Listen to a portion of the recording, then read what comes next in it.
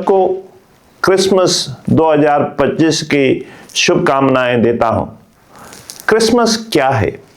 अगर हम संत लूकस के सुसमाचार अध्याय 2 पद संख्या 10 को सुनते हैं, उस एक वाक्य में क्रिसमस का सारांश लिखा हुआ है, जहां स्वर्गदूत उनसे कहता है, डरिए नहीं, मैं आपको सभी लोगों के लिए एक बड़े आनंद का सुसमाचार सुनाता हूं। इस वाक्य में सबसे पहले शब्द इस्तेमाल किए हैं, डरिए नहीं। क्यों हम डरे नहीं? और इसके 3 कारण हैं कि हम डरे नहीं, क्योंकि हमारे पास वो मुक्तिदाता है जो हमें अपने पापों से मुक्त कर हमें अनंत जीवन प्रदान करता है। हम डरिए नहीं क्योंकि हमारे साथ इमैनुअल ईश्वर है। ईश्वर हमारे साथ है, जो हमारे साथ चलता है और हमारी रक्षा करता है। हम डरे नहीं क्योंकि हमारे साथ एक प्रेमी पिता है, जो हमारे दुख तकलीफों को जानते हुए वो हमें मदद करता है। और ये संदेश एक व्यक्तिगत संदेश है। स्वर्गदूत कहता है, मैं आपको आनंद का सुसमाचार सुनाता हूं। यह सिर्फ व्यक्तिगत संदेश नहीं है, बल्कि एक सार्वभौमिक संदेश है, जिसमें स्वर्गदूत कहता है, मैं आपको सभी लोगों के लिए, मतलब ईश्वर का प्रेम से कोई वंचित नहीं है, चाहे अमीर हो या गरीब, चाहे काला हो या गोरा, सब ईश्वर के प्रेम के परे हैं और ईश्वर सबसे प्रेम करता है। और ये सुसमाचार हमें कहता है, मैं बड़े आनंद का सुसमाचार सुनाता हूं। वो आनंद क्या है? ये आनंद का सुसमाचार यही है, God loves you, God is with you, God is for you. ईश्वर हमें प्यार करता है, ईश्वर हमारे साथ है और ईश्वर हमारे लिए है। ये क्रिसमस के पर्व को हम ये यात्रा के रूप में हम मनन चिंतन करें। मैं क्रिसमस के पर्व के सारांश को 5 आध्यात्मिक यात्राओं को विचार विमर्श करते हुए मैं इस सारांश को बताना चाहता हूं। सबसे पहली यात्रा है, गब्रियल दूत स्वर्ग छोड़कर धरती पर आता है। जो स्वर्गदूत गब्रियल 2025 वर्ष के पूर्व माता मरियम के पास आया था, वही स्वर्गदूत आज हमारे पास आता है।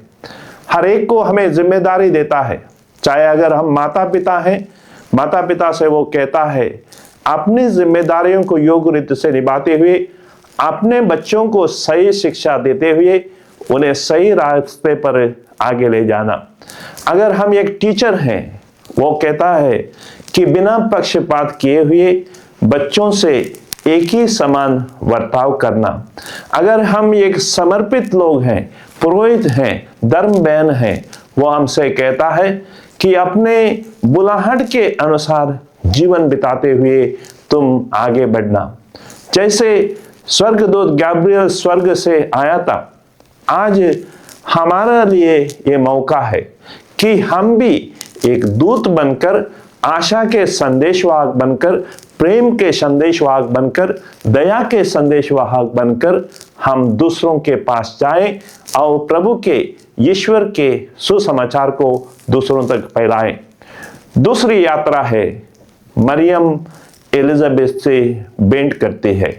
जैसे ही यीशु उनके गर्भ में शरीर धारण करता है, वो तुरंत शीघ्रता से चल पड़ती है। वो इसलिए चल पड़ती है ताकि वो दूसरों की सेवा करे।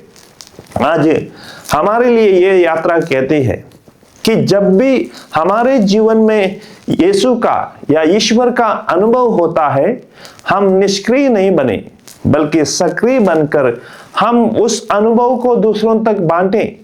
आप देखें मदर तेरेसा के जीवन में, उन्होंने जब यीशु का अपने जीवन में अनुभव किया, उन्होंने अपने पूरे जीवन को दूसरों के लिए बिताने के लिए उन्होंने निर्णय किया।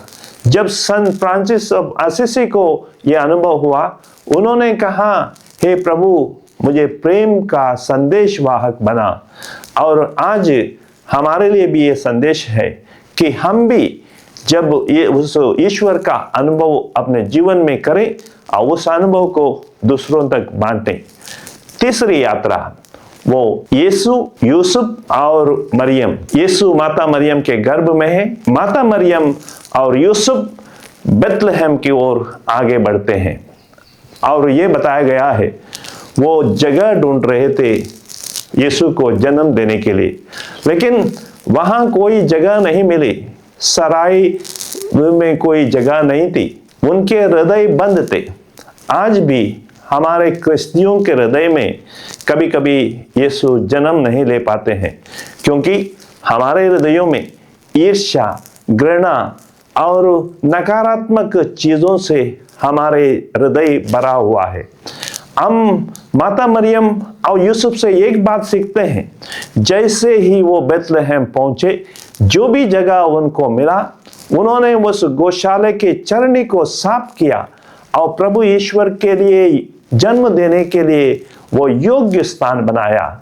हमारे लिए भी आज ईश्वर कहते हैं कि हमारे अपने हृदय को एक गौशाला बनाओ, वो जो नकारात्मक चीजों को, स्वार्थ को, ईर्ष्या को, जलन को दूर भगाते हुए प्रभु के लिए एक चरनी बनाओ अपने हृदय में। और अगर हम बनाते हैं तो प्रभु को सचमुच हम अपने जीवन में जगह दे पाएंगे। चौथी यात्रा है वो है माता मरियम और यूसुफ। जैसे ही यीशु का जन्म होता है, उन्हें संदेश मिलता है कि वो बच्चे को लेकर मिस्र देश से चले जाएं, क्योंकि हेरोद उन्हें मारना चाहता था। आज वही हेरोद विविध रूपों में हमारे सामने प्रस्तुत होता है। जो ईश्वर का अनुभव, अगर ईश्वर हमारे जीवन में आया है, हेरोद उसे नष्ट करने के लिए कोशिश करता है। वो हेरोद हो सकता है आजकल के मोबाइल की दुनिया, वो हो सकता है हमारे सांसारिक अभिलाषाएं, वो हो सकता है वो सांसारिक चीजें। इसलिए अगर हमारे जीवन में यीशु ने प्रवेश किया है, उसको बचाने की जरूरत है और उसको बचाने के लिए हमें आध्यात्मिक यात्राएं करना जरूरी है। रिट्रीट, रिकलेक्शन और पाप स्वीकार के संस्कार को ग्रहण करते हुए जिस यीशु का अनुभव हमारे जीवन में हुआ है, अगर यीशु ने हमारे जीवन में प्रवेश किया है, उसको बचाने की हमें जरूरत है। और अंतिम यात्रा है यूसुफ और मरियम यीशु को लेके मिस्र देश से नाजरेत पहुंचते हैं। ये कोई भव्य यात्रा नहीं थी, जहां स्वर्गदूत नहीं थे, वहां गायन नहीं था, बल्कि शांत होकर वो वापस नाजरेत पहुंचते हैं। और जो भी दैनिक जीवन है, दैनिक जीवन की जो जिम्मेदारियां हैं, उसको योग्य रीति से करने के लिए वो आगे बढ़ते हैं। आज हमारे लिए भी एक संदेश है कि हम अपने दैनिक जीवन में जो भी जिम्मेदारियां हमें दी गई हैं, उस छोटी छोटी बातों में हम ईमानदार रहें, ताकि हम प्रभु के लिए एक स्थान तैयार कर सकें। मेरे प्यारे भाइयों